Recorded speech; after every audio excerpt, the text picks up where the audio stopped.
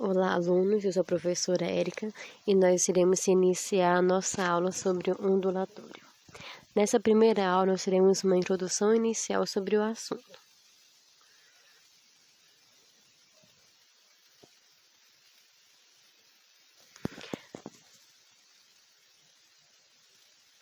A onda é somente energia, pois ela só faz a transferência de energia cinética da fonte para o meio. Sendo assim, a onda é qualquer perturbação ou pulso que se propaga em um meio. Exemplo, uma pedra jogada em uma piscina. A piscina seria a fonte, provocará onda na água, pois houve uma perturbação, como vocês podem analisar na imagem.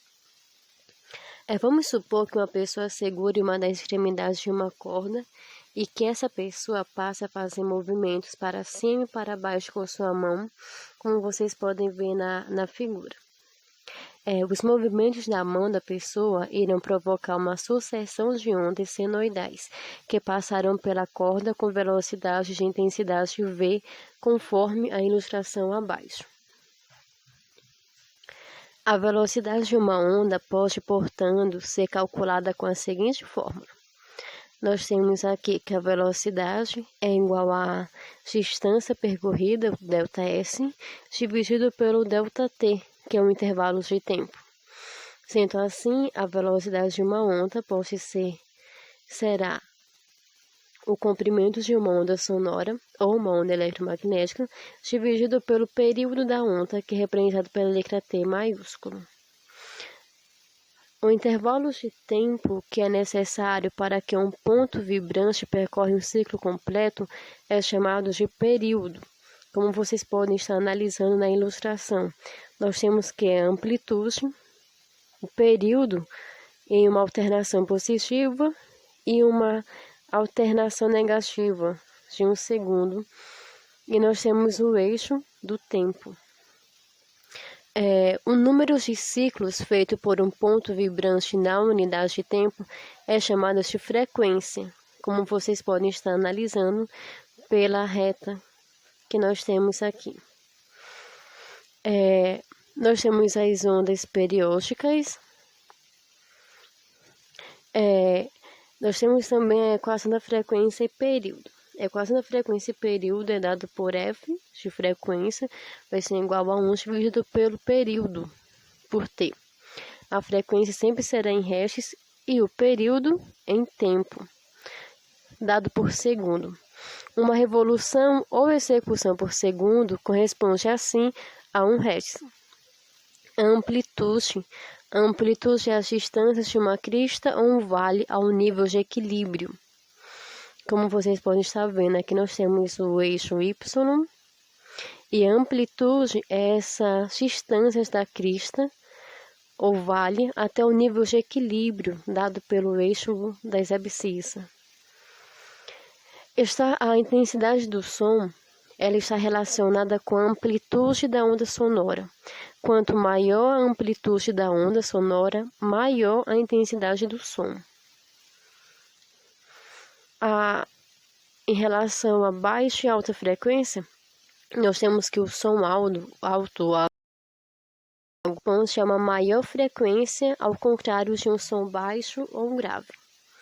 Aqui vocês têm na figura de cima, um som agudo com o período mais prolongado, enquanto na frequência mais baixa, nós temos aqui um grave com as frequências mais curtas, sendo assim o maior número de ondas. O comprimento de onda é a distância que a perturbação percorre durante um período. O período, a gente tem, para entendermos a velocidade, no caso do comprimento da onda, nós temos que calcular o comprimento de onda e dividir pelo período. O comprimento de onda eletromagnética é igual à velocidade da onda dividida pela frequência da onda. O C, dado pela velocidade da luz, F de frequência, e nós temos o comprimento de onda. A grandeza das ondas, nós temos que o lambda é o comprimento de onda sonora ou onda eletromagnética. O C minúsculo é a velocidade da luz no vácuo. O V é a velocidade do som no ar. E a frequência da onda, 1 por segundo, 1 Hz por segundo. Ou existir 20 a 20 mil Hz. Os elementos de uma onda. Nós temos a crista, essa parte maior. Nós temos o vale, essa curva na parte de baixo. O comprimento de uma onda, que vai de um vale a outro, ou de uma crista a outra. Aqui nós temos os elementos das ondas. Construtiva, crista mais crista, ou vale mais vale.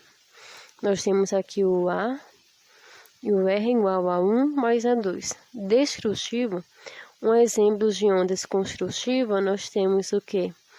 Em fase com interferência construtiva, a imagem de cima, e a destrutiva, que é crista mais vale, nós teremos o quê? Na imagem de baixo, que é uma figura somando-se com a outra em oposição de fase, nós temos interferência desconstrutiva. A velocidade supersônica é quando os objetos se deslocam a velocidades superiores à velocidade do som. Essa sequência sonora, frequência sonora, nós temos o que? Os infrações, que é o sentido como vibrações, por exemplo, nos terremotos. Nós temos a faixa de audição humana, que até onde nosso ouvido pode captar. Nós temos a frequência típica do sonar, nós temos as ultrações, e a frequência típica de ultrações para fins médicos. Um exemplo é a ultrassonografia, os raios-x e as ressonâncias magnéticas. Para realizar o cálculo da velocidade de comprimentos de onda, nós sabemos que a velocidade é dada pela distância dividida pelo tempo. Logo, nós temos que a velocidade de uma onda é o seu comprimento dividido pelo período. Assim, nós temos que o comprimento de onda será o 1 dividido pelo período. Nós temos que a velocidade é a distância dividida pelo tempo. Assim, a velocidade de uma onda é dada pelo comprimento da onda dividido pelo período. Logo, a velocidade será o comprimento de onda multiplicado pela frequência, e o comprimento de onda será a velocidade multiplicada pelo período. Temos aqui algumas curiosidades.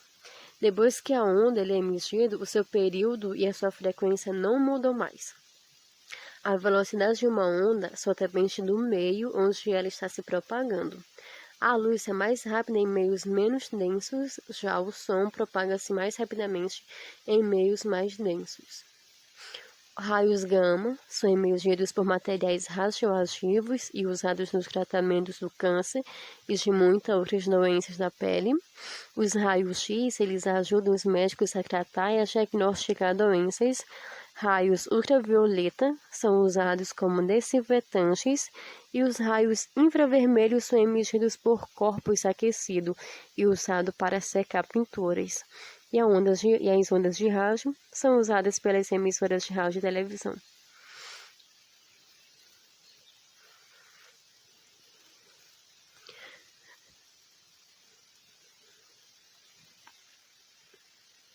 Ficamos por aqui, aguardo vocês para a nossa próxima aula.